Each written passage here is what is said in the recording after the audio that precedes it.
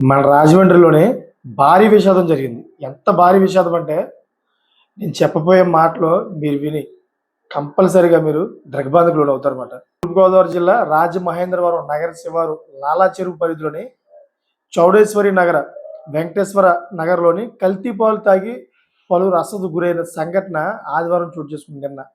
అసలు ఏం జరిగిందని పూర్తి వివరాలు తెలుసుకుంటే మనం ఒకసారి చౌడేశ్వరి నగర్‌కి చెందిన తాడి కృష్ణవేణి ఆవిడకి 80 సంవత్సరాలు. అదే కాకుండా కనకరత్నం ఆవిడకి 70 సంవత్సరాలు. ఇద్దరు కూడా మృతి చెందారు. సో, మరో 8 మంది ప్రైవేట్ ఆసుపత్రుల్లో చికిత్స పొందుతున్నారు ప్రజెంట్. బాధితుల్లో వృద్ధులు, చిన్నారులు ఉన్నారు. ఒక్కసారిగా మూత్రం బంద్ కావడం, అదేవిధంగా వాంతులు కావడం వంటి లక్షణాలతో బాధపడుతున్నారన్నమాట. వీరిలో 3 ఏళ్ల చిన్నారికి డయాలిసిస్ చేస్తున్నారు. మరో ఇద్దరు ప్రైవేట్ ఆసుపత్రుల్లో వెంటిలేటర్‌పై చికిత్స పొందుతున్నారు. ఒకే కుటుంబానికి చెందిన నలుగురితో పాటు కొంతమంది చిన్నారులకు డయేరియా, అదేవిధంగా కిడ్నీ ఫెయిల్ అయిన సమస్యలు తలెత్తినట్టు వైద్య అధికారులు ప్రాతినిధ్యం నిర్వహించారు. సో, ఈ ప్రాంతాల్లో వైద్య ఆరోగ్య శాఖ అధికారులు పరీక్షలు నిర్వహించారు. వారికి సరఫరా అవుతున్న పాల వల్ల ఈ సమస్య తలెత్తిందని గుర్తిస్తా ఉన్నారు. సో, ఈ నేపథ్యంలో ఆ కుటుంబాలకు పాలు పోస్తున్న కోరుకొండ మండలం నర్సాపురం గ్రామానికి చెందిన గణేష్‌ను పోలీసులు అదుపులోకి తీసుకున్నారు. పాలు ఎక్కడి నుంచి వస్తున్నాయి? ఎవరు సరఫరా చేస్తున్నారు?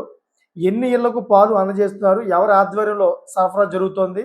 ఏ గ్రామాల నుంచి రాజమహేంద్రవరానికి పాలు వస్తున్నాయనే విషయంపై పోలీసులు ఆరా తీస్తున్నారు. అంతేకాకుండా గణేష్ రాజమహేంద్రవరం పరిసర ప్రాంతాల్లో 150కి పైగా ఇళ్లలో పాలు పోస్తున్నట్టుగా తెలుస్తోంది. సో, ప్రజలు అస్వస్థతకు గురైన కాలనీలోని వైద్యాధికారులు ఇంటింటికి వెళ్లి వైద్య పరీక్షలు చేస్తున్నట్లయితే ఆరోగ్య కుటుంబ సంక్షేమ శాఖ కమిషనర్ వీరపాండ్యన్ తెలిపారన్నమాట. చికిత్స పొందుతున్న వీరి పరిస్థితి నిలకడగా ఉందని, అక్కడ పరిస్థితులను లోతుగా పరిశీలిస్తున్నామని చెప్తా ఉన్నారు. రాజమహేంద్రలోని అనూరియా కేసులు రావడంతో జిల్లా యంత్రాంగం అప్రమత్తమైంది. చౌడేశ్వరి నగర్, స్వరూప్ నగర్ ప్రాంతాలకు చెందిన నలుగురు వ్యక్తులు అనూరియా లక్షణాలతో స్థానిక కిమ్స్ ఆసుపత్రిలో చేరారు. వెంటనే ఆ ఆసుపత్రి సూపరింటెండెంట్ జిల్లా సర్వేలెన్స్ అధికారికి సమాచారం అందించడంతో అత్యవసరంగా విచారణ ప్రారంభించారు. సో, కిమ్స్ ఆసుపత్రిని డిఎంహెచ్ఓ జిల్లా సర్వేలెన్స్ అధికారి, అదేవిధంగా ఏపీ డయాలజిస్ట్తో పాటు ఎపిడెమిక్ సెల్ బృందం బాధితులను పరిశీలించింది. వైద్యుల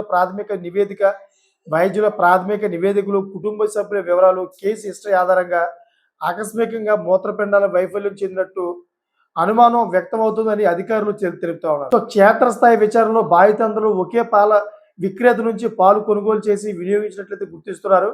సో, ఇటువంటి మరో నలుగురు బాధితులను 2 ప్రైవేట్ ఆసుపత్రుల్లో గుర్తించారు. పరిస్థితి విషమంగా ఉన్న కొంతమందిని కాకినాడ ఆసుపత్రికి కూడా తరలించారు. బాధితులందరూ 60 సంవత్సరాలు పైబడిన వారు కాగా, చౌడేశ్వరి నగర్, అదేవిధంగా స్వరూప్ నగర్ ప్రాంతంలోని 4 కుటుంబాలకు చెందిన వారికి గుర్తించారు. సో, ఈ విధంగా అయితే కల్తీ పాలు ఎక్కడికక్కడ ఎక్కువైపోతున్నాయి. దయచేసి ప్రజలందరూ కూడా గమనించవలసిన విషయం ఏంటంటే, కల్తీ పాల నుంచి అందరూ కూడా తగు జాగ్రత్తలు తీసుకోవాలని ఈ వీడియో రూపంగా అయితే నేను చెప్తున్నాను. ఎందుకంటే ఆ పాలు తాగిన తర్వాత ఆటోమేటిక్‌గా మీకు యూరిన్ ఆగిపోతుందంట. అదేవిధంగా కిడ్నీకి సంబంధించిన ఫెయిల్యూర్ లక్షణాలు ఎక్కువగా చూపిస్తున్నాయంట. ఈ వామిటింగు, అదేవిధంగా మోషన్స్ కూడా ఎక్కువ అవుతున్నాయంట. చాలా జాగ్రత్తగా ఉండాలి. దానివల్ల బీపీ డౌన్ అయ్యి అయితే కిడ్నీలు ఉంటాయి, అవి ఫెయిల్ అయ్యే అవకాశం ఉంటుందన్నమాట. సో, మీకేమనిపిస్తుందో కామెంట్ చేయండి. వీడియో నచ్చితే కనుక సబ్స్క్రైబ్ చేసుకొని మరి కొంతమందికి షేర్ చేయండి. Thanks for watching friends.